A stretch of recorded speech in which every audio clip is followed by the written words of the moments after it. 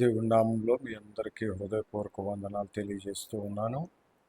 వాక్య ధ్యాన నిమిత్తమై పౌలు భక్తుడు రోమాలో ఉన్న సంఘానికి ఉత్తరం రాస్తూ 15వ అధ్యాయంలో 33వ వాక్యంలో అని అంటాడు, సమాధానకర్త అయిన దేవుడు మీ అందరికీ తోడై ఉండునుగాక అని చెప్పి ఆయన రాశాడు. సమాధానకర్త అయిన దేవుడు తోడై ఉండాలి సంఘానికి, లేదా ప్రతి వ్యక్తికి, ప్రతి విశ్వాసికి అని పౌలు భక్తుడు అక్కడ కోరుకుంటూ ఆ సంఘాన్ని ఆ విధంగా దేవుని నామములో ప్రార్థన చేస్తూ ఆ విధంగా మాట్లాడుతూ వచ్చాడు. మరి దేవుని బిడ్డలారా, మన జీవితంలో దేవుడు తోడై ఉంటే ఏం జరుగుద్ది? మన జీవితంలో దేవుడు తోడై ఉంటే మనకి ఏం జరుగుతుంది అనేది మనం చూస్తే ఆమోసు గ్రంథంలో ఒక మాట రాయబడి ఉంటుంది. ఆమోసు గ్రంథము 5వ అధ్యాయము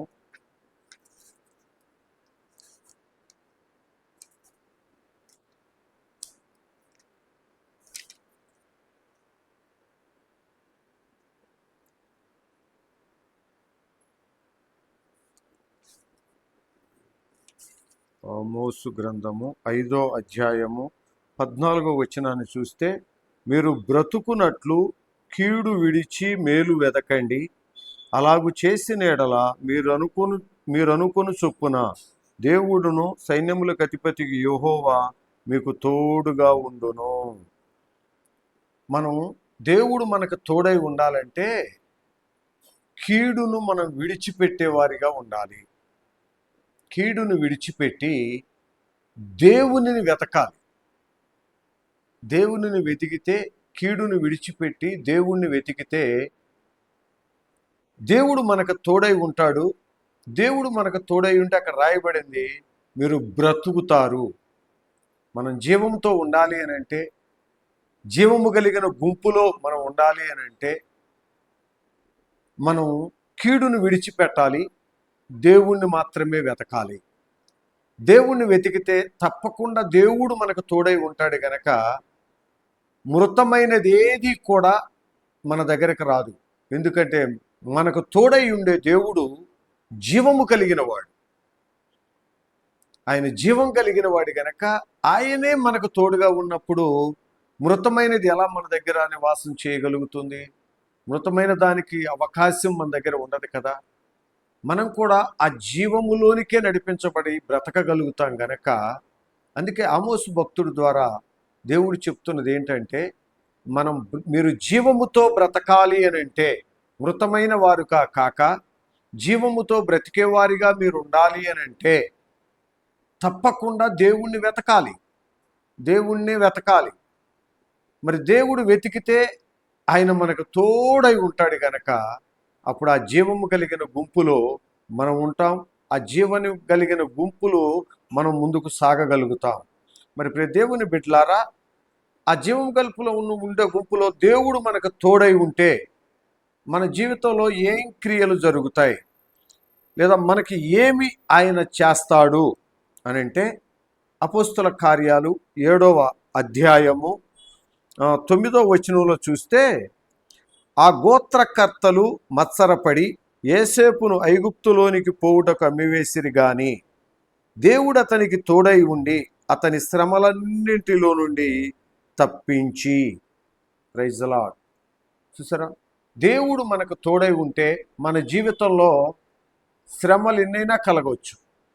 అది సొంత వారి నుంచి కలగవచ్చు, ఒక భార్యకి భర్త నుంచి కలగవచ్చు, లేదా ఒక భర్తకు భార్య నుంచి కలగవచ్చు, లేదా తల్లిదండ్రులకు పిల్లల నుంచి కలగవచ్చు, లేదా పిల్లలకి తల్లిదండ్రుల నుంచి కలగవచ్చు, లేదా ఉద్యోగం చేసే చోట, వ్యాపారం చేసే చోట, చుట్టుపక్కల నువ్వు ఉన్న స్థలంలో ఎక్కడైనా సరే ఏదో ఒక విధంగా శ్రమ నీ దగ్గరికి రావచ్చు.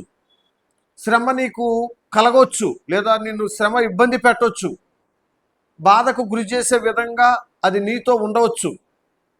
కానీ ఇక్కడ రాయబడిన మాట ఏంటంటే, దేవుడు తోడై ఉంటే ఆ కలిగే ప్రతి శ్రమలో నుంచి కూడా తప్పకుండా ఆయన విడిపిస్తాడు.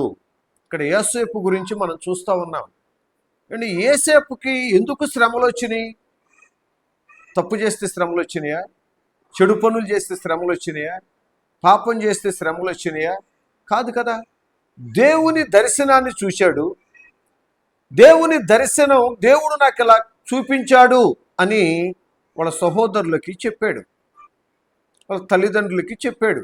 ఆ దర్శనాలు చెప్పినప్పుడు అతని మీద వాళ్ళు మాకంటే గొప్పవాడిగా ఎంచుకుంటున్నాడు, లేదా మాకన్నా గొప్పవాడిగా ఉండాలనుకుంటున్నాడు అన్న ఉద్దేశము చేత అతని మీద ఒక పగ పెంచుకున్నారు సహోదరులు. అంతేగాని అయ్యో నా సహోదరుడు దేవునితో అభినవభావ సంబంధాన్ని కలిగి ఉన్నాడేమో, అందుకే దేవుడు చూపించాడేమో, మేము ఒకవేళ అలా లేకుండా ఉండటం వల్లనే ఇలాంటి దర్శనాన్ని దేవుడు చూపించాడేమో, మేము సరి చేసుకుంటే బాగుంటుంది కదా, దేవుడు కూడా మాకు తోడుగా ఉంటాడు కదా అనే ఆలోచన చేయకుండా అతని పైన ఒక పగ, వాళ్ళ హృదయంలో ఒక కోపాన్ని పెంచుకుని పగలాగా దాన్ని స్థిరపరుచుకుని వాళ్ళు ఉండి వాళ్ళు ఐగుప్తీయులకి అమ్మివేశారు.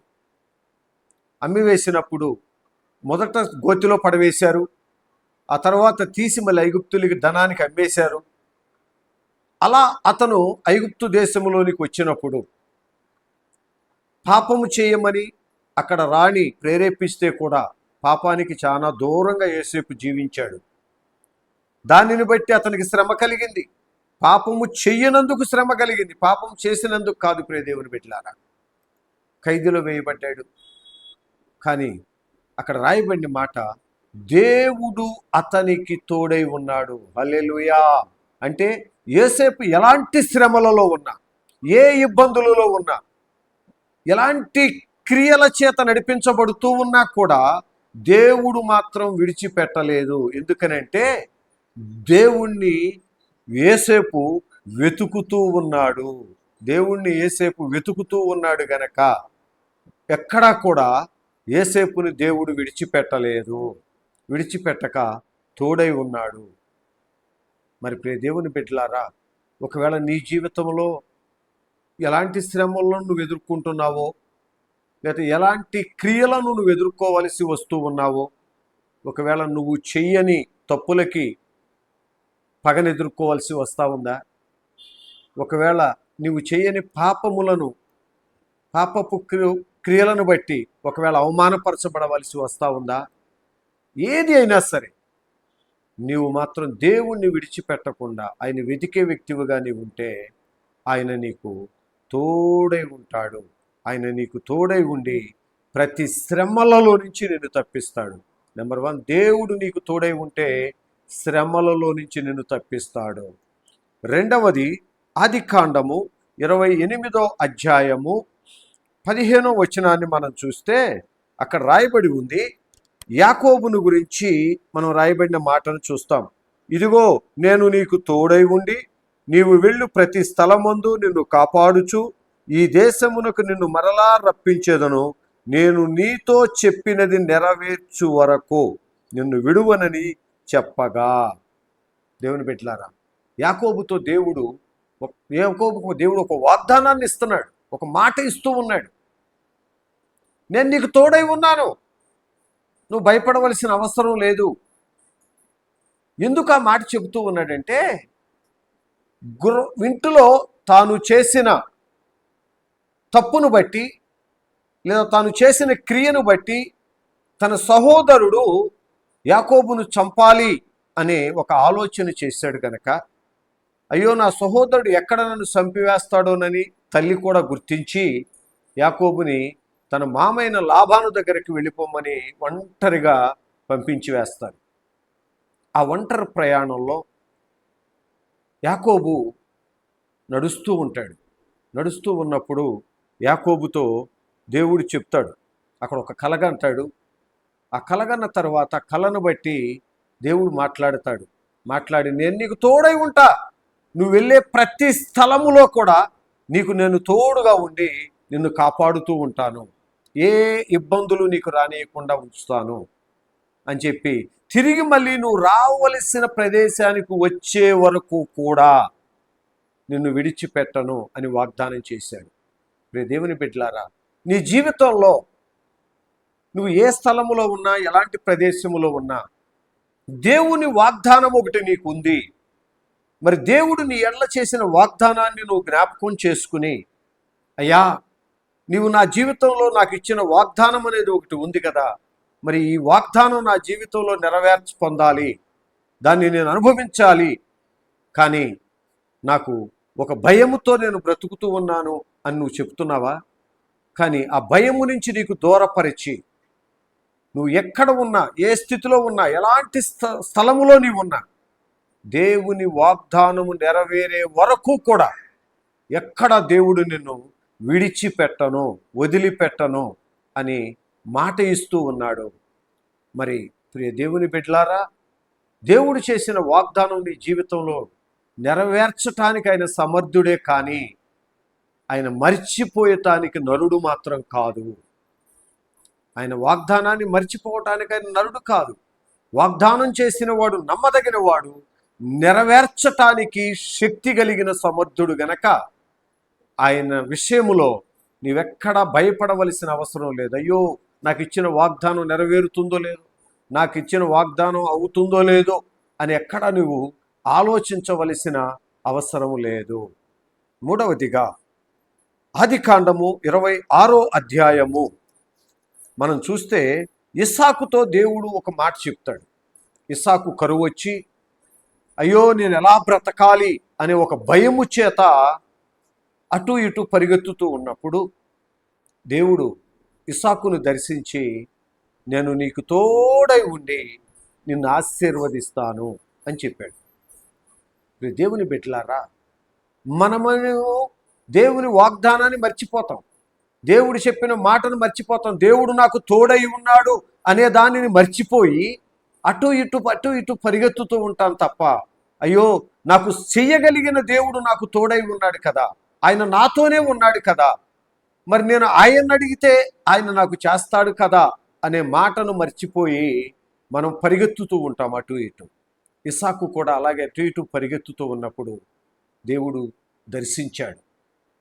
ఈరోజు దేవుడు నీతో చెప్తున్నాడు, ఒకవేళ ఎలాంటి భయాల చేతనైనా, ఒకవేళ నీవు అటు ఇటు పరిగెత్తుతున్నావా, ఆర్థిక ఇబ్బందులు అవ్వచ్చు, శరీర అనారోగ్యాలు అవ్వచ్చు, లేదా కుటుంబంలో అసమాధాన స్థితి అవ్వచ్చు, ఏదైనా కానీ ప్రియ దేవుని బిడ్డ, నీకు తోడై ఉన్న దేవుడు, నువ్వు వెతుకుతూ ఉంటప్పుడు నీకు తోడుగా ఉన్న దేవుడు అంటున్నాడు, నేను నీకు ఆశీర్వాదాన్ని ఇస్తాను, నువ్వు అటు ఇటు పరిగెత్తవలసిన అవసరం లేదు అని చెప్తున్నాడు. ఇస్సాకు పరిగెత్తున్నప్పుడు దేవుడు చెప్పాడు. 12వ వచనంలో మనం చూస్తే అక్కడ రాయబడి ఉంటుంది, అక్కడ అసలు భయంకరమైన కరువు స్థితిలో విత్తనములు వేసి 100 ఫలము పొందాడు, ఆశీర్వాదం పొందాడు అని రాయబడి ఉండే. మరి ప్రియ దేవుని బిడ్డ, దేవుడు చెప్పిన దాన్ని నెరవేర్చాడే కానీ మర్చిపోలేదు కదా. ఇది కరువు ప్రాంతం కదా, ఇక్కడ పంటలు ఎట్లా పండుతాయి, వర్షాలు లేవు కదా అని దేవుడు ఊరుకున్నాడా? ఊరుకోలేదు. మరి వర్షం లేకపోతే పంట పండదు, గింజలు మొలవు, కావలసిన సమృద్ధి అయిన పంట రాదు. కానీ అక్కడ వర్షం లేదు, గింజలు వేశాడు, వేయమని చెప్పాడు, దేవుడు వేశాడు. ఇప్పుడు దానిలో నుంచి శ్రేష్టమైన పంట రావాలి. అది దేవునికి అసాధ్యమా? నీతో ఉన్న దేవునికి అసాధ్యమా? లేదా నీతో ఉన్న దేవుడు దాన్ని చెయ్యలేనివాడా అని ఆలోచిస్తే, మనం ఆరాధిస్తూ ఉన్న దేవుడు, మనకు తోడై ఉన్న దేవుడు, మనం వెతుకుతున్న దేవుడు సమస్తమును చెయ్యగలిగిన వాడు. ఆయన ఉన్నవి లేనట్లుగా, లేనివి ఉన్నట్లుగా చెయ్యగలిగిన శక్తివంతుడు గనక రే దేవుని బిడ్డ, మనం అటు ఇటు పరిగెత్తవలసిన అవసరం లేదు, దేనిని చూసి భయపడవలసిన అవసరం అంతకంటే మనకు లేదు. ఎందుకంటే నేను వెతికితే నాకు తోడై ఉన్న నా దేవుడు నాకు ఉన్న పరిస్థితులను మార్చగలిగిన వాడు, వాటిని సరిచేయగలిగిన వాడు, వాటిని ఆశీర్వాదంగా మార్చగలిగిన వాడు అని నువ్వు నమ్మాలి, విశ్వసించాలి. ఆఖరిగా రోమాపత్రికలో రాయబడి ఉంది. దేవుడు మనకు తోడై ఉంటే, 6వ అధ్యాయం 20వ వచనంలో రాయబడి ఉంటుంది, దేవుడు మనకు తోడై ఉంటే సాతానును మన పాదముల క్రింద చితకద్రొక్కే అధికారాన్ని మనకిస్తాడు అని రాయబడి ఉంది. ఒకవేళ సాతాను చేత నువ్వు శోధించబడుతూ ఉన్నావా? ఒకవేళ సాతాను క్రియల చేత నీవు కలవరానికి గురైపోతూ ఉన్నావా? ఒకవేళ సాతాను కలిగిస్తున్న ఆటుపోట్లను లేదా ఇబ్బందులను బట్టి నీ హృదయంలో నీవు కుమిలిపోతూ ఉన్నావా? అయ్యో, ఎవరు నాకు విడుదల కలుగ చేయగలరు, ఎవరు దాన్ని నాకు విడిపించగలరు అని ఒకవేళ నువ్వు వేదనకరమైన లేదా దుఃఖకరమైన హృదయమును కలిగి నీ జీవితాన్ని కొనసాగిస్తూ ఉన్నావా? కానీ దేవుడు అంటున్నాడు, ఏ అపవాది అయితే నిన్ను అలా దుఃఖానికి గురి చేస్తూ ఉందో, కలవరానికి గురి చేస్తూ ఉందో, వేదనకు గురి చేస్తూ ఉందో, దానిని నీ పాదాలతో త్రొక్కేంత ఆత్మీయ శక్తితో, బలముతో నిన్ను నింపుతానంటున్నాడు ఆయన. నీకు తోడై ఉన్న దేవుడు ఎంత శక్తిని నీకు ఇవ్వాలని చూస్తున్నాడో తెలుసా? నిన్ను ఆడించాలని, నిన్ను జయించాలని, నిన్ను మోసపరిచి ఓడించాలని చూస్తున్న అపవాదిని నీ పాదముల కింద త్రొక్కగలిగేంత శక్తిని నీకు ఇచ్చి ఒక గొప్ప జయము సాతాను పైన, అపవాది పైన నీకు ఇవ్వాలని ఆయన కోరుకుంటున్నాడు. నీవు వెదికి, నీకు తోడై ఉన్న దేవుడు, జీవం ఇచ్చి తోడై ఉన్న దేవుడు నీకు అంత గొప్ప బహుమానాన్ని ఇవ్వాలని ఆయన ఆశపడుతూ ఉన్నాడు. ప్రియ దేవుని బిడ్డ, మరి ఈ వాక్యము వింటూ ఉన్న నీవు ఒకవేళ నీ జీవితంలో వాగ్దానం ఉంది కానీ ఇది నెరవేర్చబడుతుందా, వాగ్దానం ఉంది కానీ దీన్ని నేను పొందుకుని ఆనందించగలుగుతానా అనే స్థితిలో ఒకవేళ నువ్వు ఉన్నావా? దేవుడు అంటున్నాడు, వాగ్దానం ఇచ్చిన వాడు నమ్మదగిన వాడు, వాగ్దానం ఇచ్చిన వాడు మరిచిపోవటానికి నరుడు కాదు. ఆయన వాగ్దానం ఇచ్చిన వాడు దేవుడు గనక, ఆయన నమ్మదగిన వాడు గనక, చేయటానికి శక్తి కలిగిన వాడు గనక ఆయన చేస్తాడు. ఒకవేళ శ్రమలలో ఉన్నావా? నీ సొంత ప్రజల చేతనే, లేదా నీ సొంత వారి చేతనే, లేదా చుట్టుపక్కల వారి చేతనే, ఎక్కడైనా కానీ ఒకవేళ శ్రమలతో ఇబ్బంది పడుతూ ఉన్నావా, కలవరపడుతూ ఉన్నావా?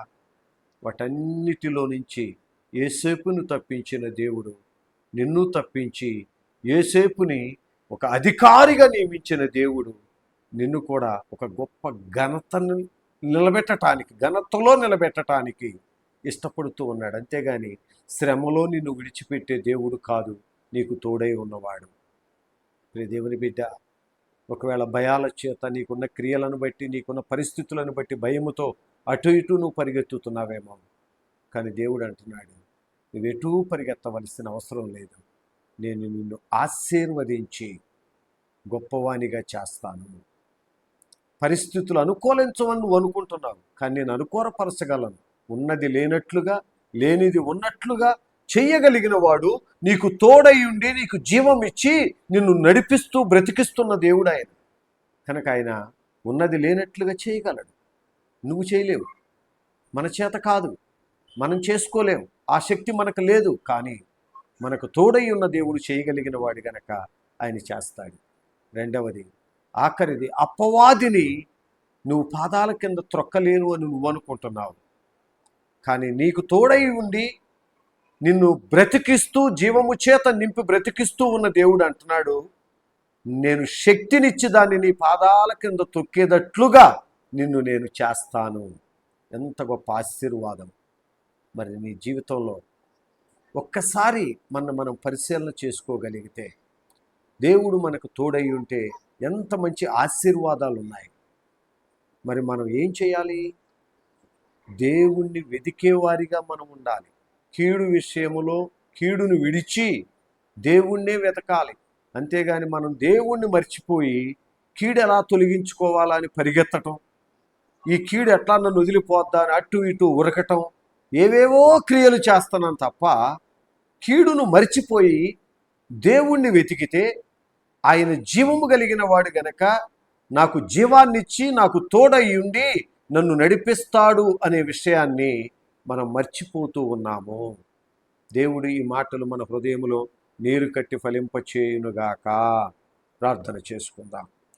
సకల ఆశీర్వాదములకు కారణభూతుడవైన నా ప్రియ పరలోకపు తండ్రి, నీ పరిశుద్ధ నామానికి కోట్లాది స్తుతులు స్తోత్రములు చెల్లిస్తూ ఉన్నాం. నాయనా, రోమా సంఘానికి పౌలు భక్తుడు రాస్తూ,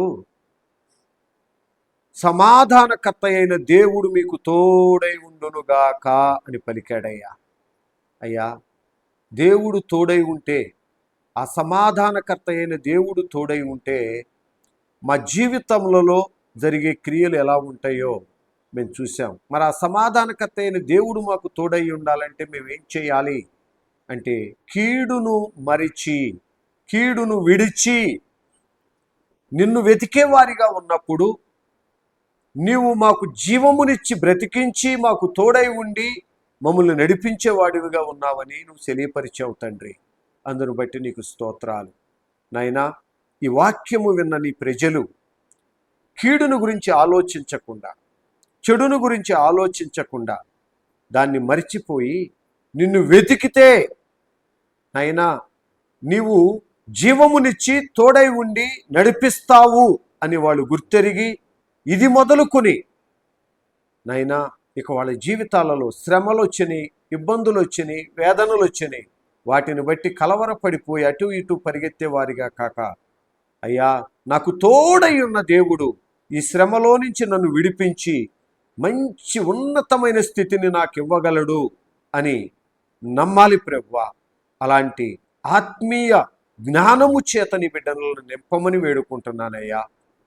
యేసేపుకు అలాగే నువ్వు ఇచ్చావు కదా నాయనా, కనుక అలాగే నీ బిడ్డలకు కూడా మీరు దయచేయండి నాయనా.